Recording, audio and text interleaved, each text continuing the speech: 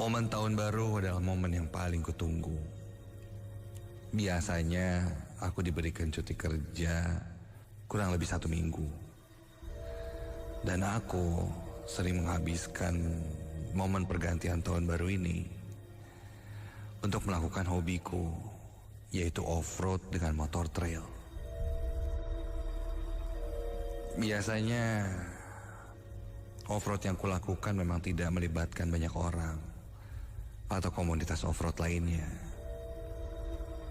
Sempat temanku mengajakku untuk ikut komunitas saja, tapi aku menolak. Entah kenapa aku lebih nyaman jika aku off-road dan melakukannya sendiri. Aku memilih sebagai off-road solo. Setiap tempat sering aku datangi hanya sekedar untuk melakukan hobiku. Tempat yang aku datangi untuk off-road sampai saat ini lumayan cukup banyak. Gunung Mujur, Coban Tengah, Coban Manan, bahkan Gunung Papandayan. Menurutku off-road sangat asik dan menguji adrenalinku. Dan selain itu, pengalaman off-roadku ini menyimpan sebuah misteri, juga cerita-cerita mistis. Oh ya, namaku Andra. Aku bekerja di sebuah perusahaan tekstil daerah Cimahi. Dan rumahku berada di Gunung Batu. Seperti yang kukatakan tadi, aku adalah seorang solo off-roader. Malam ini akan kubagikan adalah pengalamanku ketika aku off-road di salah satu trek yang berada di sekitaran daerah Bandung Utara. Yang biasanya orang-orang sebut tempat ini sebagai Leuweung Kunti, hutannya kuntilanak atau sarangnya kuntilanak. Sudah banyak cerita tentang off-roader yang camping atau yang sedang off-road di sana kerap kali melihat kuntilanak di trek ini. Terlepas itu semua, hal itu malah membuatku tertantang dan menguji keberanianku untuk mencoba trek itu. Ya, meskipun perkataan orang Leuweung Kunti itu angker, tapi aku tidak percaya dan ingin membuktikan dengan mata dan kepalaku sendiri. Dan kejadian ini aku alami di pergantian tahun kemarin. Saat itu aku berencana mengunjungi Leuweung Kunti sebagai solo off-roader. Singkat cerita, aku pun mempersiapkan segalanya, mulai dari perbekalan, makanan, sewa tenda jikalau kemalaman di jalur itu, senter, dan lain sebagainya. Hari itu, aku ingat hari Selasa.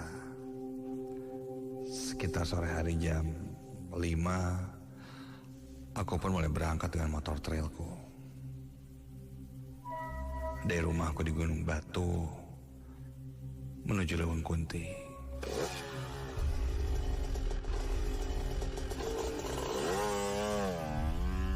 Tak berapa lama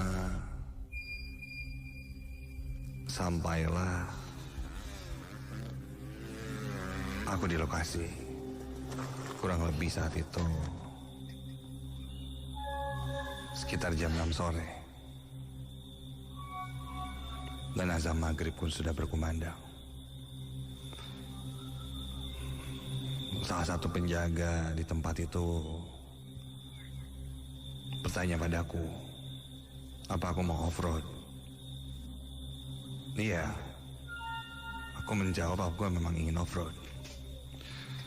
Penjaga itu sempat menahanku agar jangan melakukan off-road di tengah malam atau bahkan menjelang malam seperti ini, karena dia khawatir sesuatu yang tidak diinginkan terjadi menimpaku di jalur off-road itu.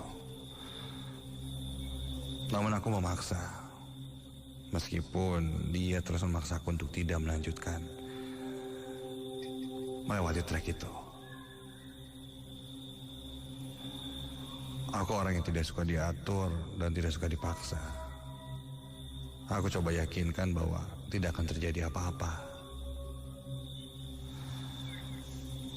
Raut penjaga itu agak sedikit risih karena aku sempat berkata-kata yang mengarah pada sompral. Dan penjaga itu pun tidak ada alasan lagi untuk menghentikanku melakukan trek di sana. Dan aku pun dipersilakan masuk.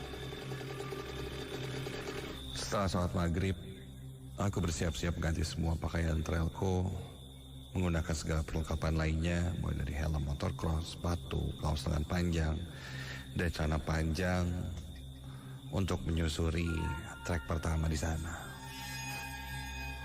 Aku mulai menyalakan motor trailku dan mulai masuk ke medan yang cukup menantang. Di tempat off-road ini ada pos-pos yang memang sudah disiapkan. Setelah melewati trek pos 1, aku mulai masuk trek ke pos 2. Dan ternyata aku sudah sampai di sebuah hutan. Entah hutan apa. Yang jelas, sepertinya ini belum sampai ke Leweng Kunti. Kiri kanan hutannya dihiasi pohon pinus yang cukup tinggi. Ketika aku melewati salah satu trek seperti kubangan yang biasanya dilalui mobil, tiba-tiba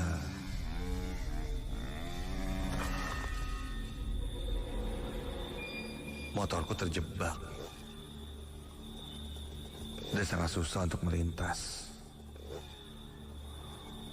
Aku coba terus melewati kubangan yang basah itu. Namun hasilnya nihil.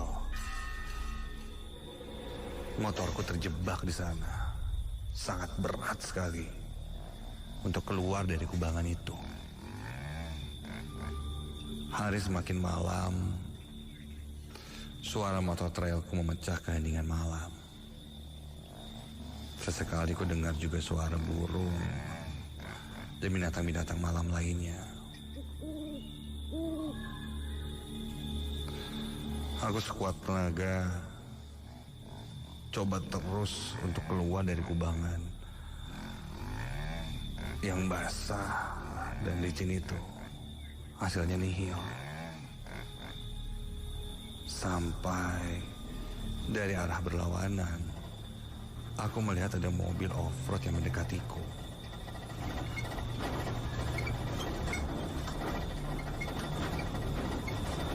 Dan mobil itu berhenti di belakangku. Syukurlah. Aku lihat ada 3 orang bapak-bapak yang menghampiriku. Dia bertanya kenapa. Aku menjawab, ya, entahlah. Tiba-tiba stuck dan susah sekali diangkatnya. Padahal hanya kubangan yang isinya lumpur dan air saja. Seharusnya sangat bisa untuk dilewati. Akhirnya mereka pun membantuku, dan akhirnya aku berhasil keluar dari kubangan itu. Yang anehnya, motorku hanya didorong dan diangkat dan langsung keluar dari kubangan itu. Sedangkan dari tadi ku coba, terus saja tidak bisa. Aneh. Bapak-bapak itu pun sempat bertanya kenapa aku off-road malam-malam. Aku hanya jawab, ya waktuku hanya bisa di malam hari. Jadi aku off-roadnya malam saja. Sebelum pamit, bapak itu berpesan agar hati-hati ketika melewati Leweng Kunti. Karena bisa-bisa aku kesasar. Dan bukan hanya tersasar, tapi mungkin aku bisa saja ditampakkan oleh sosok-sosok yang sangat menakutkan.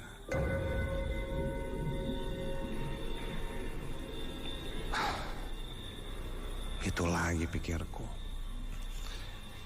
Aku pun hanya mengiyakan, lalu tancap gas lagi, meninggalkan bapak itu.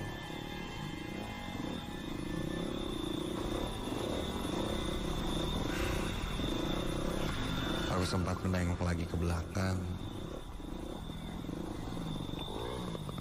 Mobil itu sepertinya sudah tidak terlihat.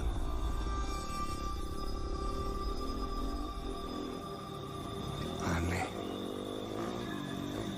Padahal seharusnya lampu mobil yang sangat terang itu masih bisa kulihat jika menjauh. Dan ini seakan hilang. Udahlah. Aku tidak mau berpikir yang aneh-aneh. Mungkin saja bapak itu punya jalan pintas atau semacamnya. Ya, aku di sini niatnya baik untuk sekedar off-road. Tidak ada niatan lain.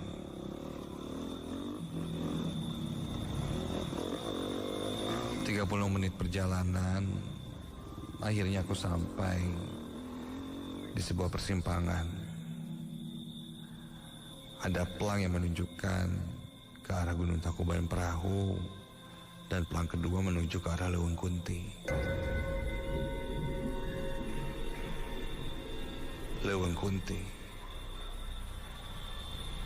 tempat yang sedari tadi menjadi tujuanku. Akhirnya sebentar lagi aku sampai.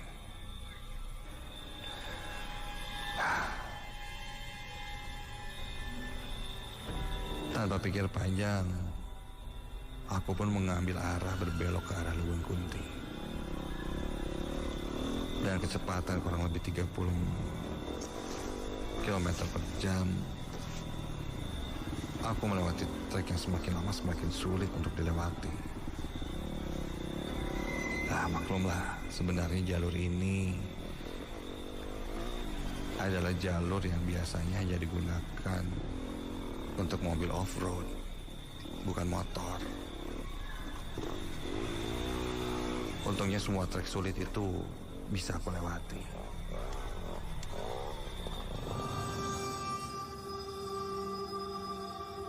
Singkat cerita, aku mulai memasuki kawasan hutan lagi. Mungkin ini yang dimaksud Leweng Kunti. Aku berhenti sejenak dan melihat jam di tangan. Dan sudah menunjukkan jam 9:30 malam. 3 jam lamanya perjalanan dari tadi. Karena kelelahan, aku putuskan untuk mencari pos yang biasa digunakan untuk nge-camp para pendaki. Nah, ketika itu, dari jauh kulihat ada pos. Ya, pos itu sudah terlihat.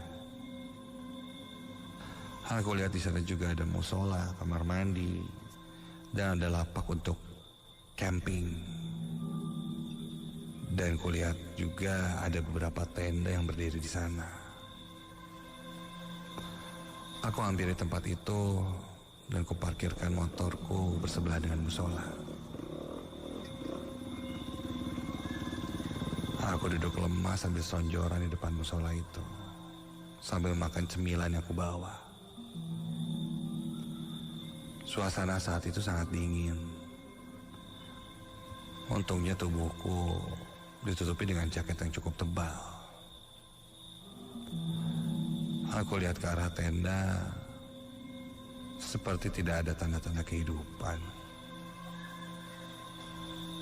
Mungkin mereka sudah tertidur kali ya. Aku lihat juga toilet di sana yang biasanya ada penjaganya. Aku lihat tidak ada yang jaga. Hanya ada plang bertuliskan mandi 3.000, buang air kecil 1.000, dan lain-lain, juga sebuah kotak amal yang ada di depan toilet itu.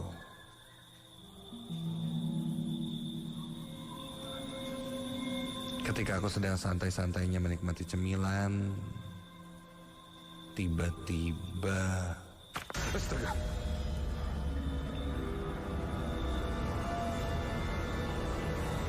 terdengar suara lemparan batu mengenai musola ini. Dan lemparan itu sebanyak 4 kali. Sontak membuatku kaget dan bertanya. Berteriak, berkata, siapa yang melempar batu? Hoi, siapa tuh?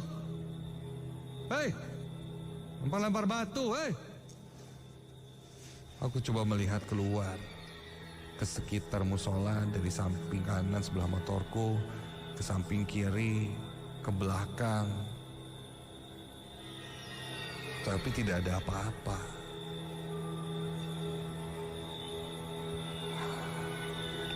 Aku coba cek sisi lain dari musola ini, ke arah belakang sebelah kirinya.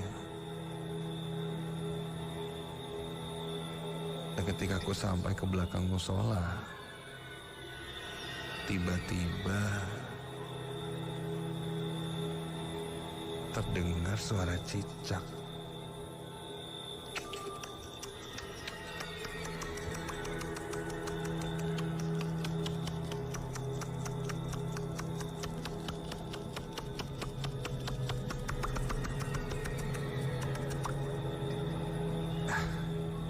Suara cicak itu sangat aneh. Semakin lama semakin aneh dan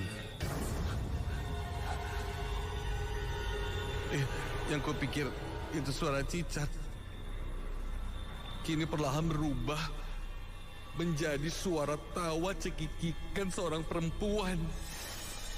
Suara itu awalnya pelan dan semakin lama semakin melengking. Suara tertawa cekikikan seperti kuntilanak.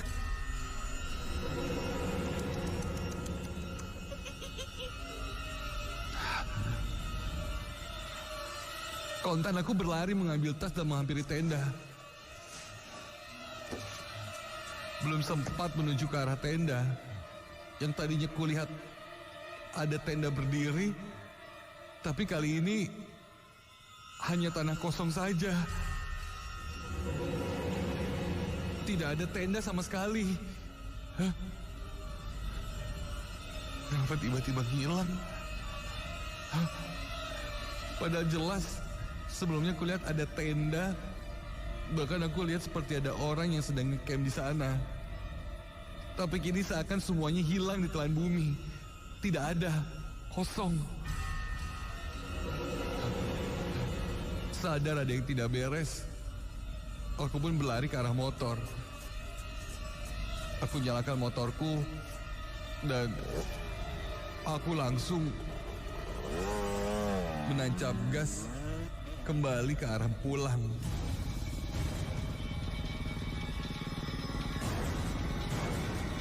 Aku gas terus menabrak jalan berlumpur segala macam sampai di satu saat ketika aku melewati jalan berlumpur, aku tidak bisa mengontrol motorku hingga membuatku oleng ke arah kanan.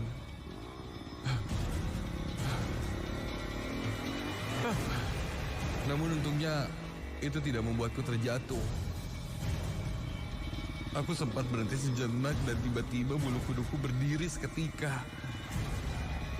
Ketika saat itu aku mendengar suara seorang perempuan yang sedang menangis. Sangat jelas di telingaku. Suara tangisan perempuan yang terseduh seperti kesakitan.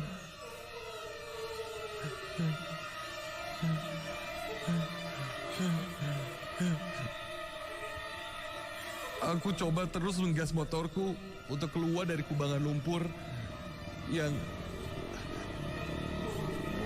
membuat motorku itu tersangkut. Motorku yang tadinya bertenaga kini mendadak seperti tidak bertenaga sama sekali.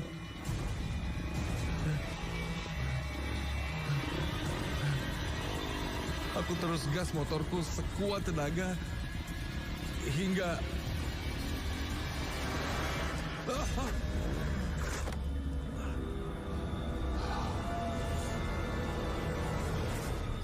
gas motorku tidak terkontrol dan akhirnya aku terjatuh dari motor dan terpental lumayan cukup jauh.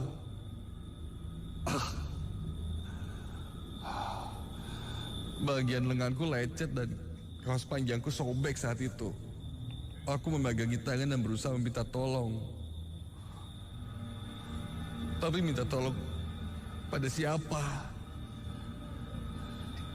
Nihil rasanya, tidak ada apa-apa di sana. Aku berusaha bangkit, kembali mendekati motor. Aku mulai angkat lagi motorku.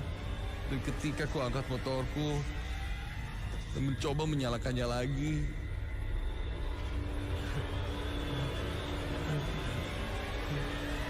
tiba-tiba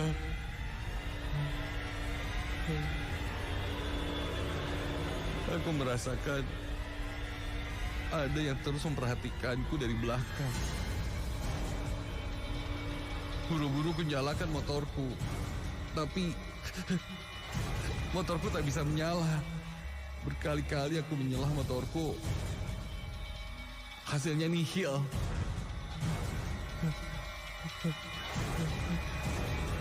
Terasa sangat jelas ada yang memperhatikanku dari belakang. Hingga akhirnya aku beranikan diri untuk melihat ke arah belakang dan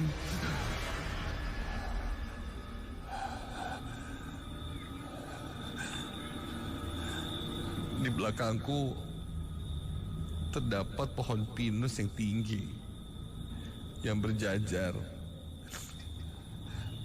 Dan di antara batang-batang pohon pinus itu, astaga, sangat jelas kulihat sosok seorang perempuan dengan rambut panjang hitam, memakai baju putih. Dia melambai-lambaikan tangannya ke arahku. Wajahnya putih pucat, bola matanya hitam legam, giginya bertaring runcing dan dari arah mulutnya mengeluarkan cairan seperti darah yang sangat kental. Dia terus menganga melihat ke arahku sambil melambai-lambai, seakan mengajakku untuk mendekat. Dan sosok perempuan itu mulai tertawa cekikikan sangat menyeramkan.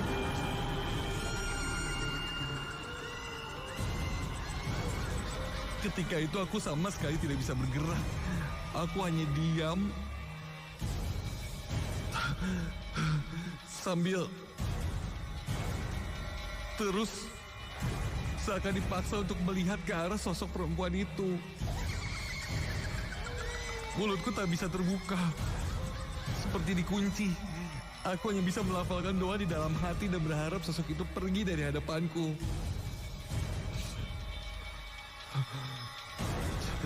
Aku coba menutup mataku, terus berkonsentrasi di dalam hati untuk berdoa, meminta bantuan pada yang di atas. Dan ketika aku buka mataku lagi, Sosok itu kini terlihat melayang seakan berputar di antara sela-sela pohon sambil tertawa.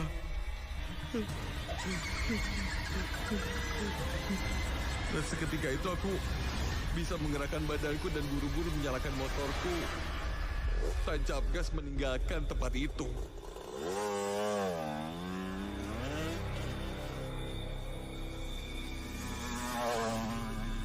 Singkat cerita, aku pun berhasil keluar dari tempat itu. Aku duduk diam di sebuah warung yang saat itu tutup. Namun aku pakai untuk beristirahat. Ketika aku sedang duduk di sana, tiba-tiba aku melihat ada orang-orang yang sedang berjalan. Dari pakaiannya, mereka seperti tim SAR. Mereka pun mendekatiku dan bertanya, kenapa wajahku pucat dan sedang apa aku di sana?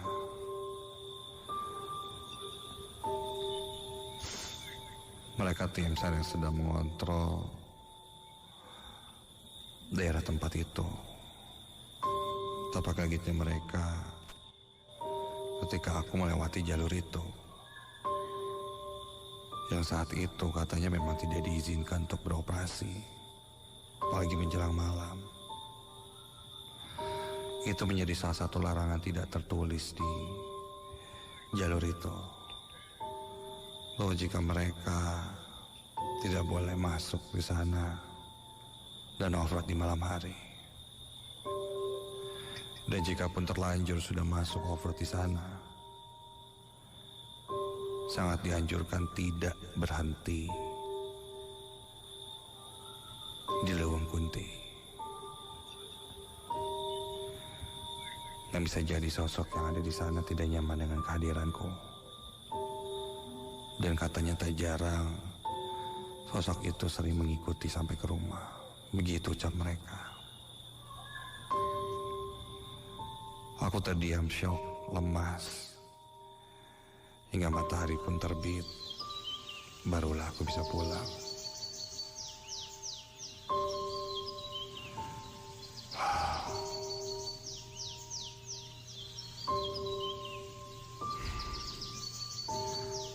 Itulah pengalamanku ketika aku off-road di jalur yang katanya memang angker. Memang sebaiknya apa yang sudah menjadi larangan sebaiknya tidak dilanggar. Aku yang cukup sompral ketika itu pun merasakan akibatnya. Dan menurutku, jalur itu memang angker.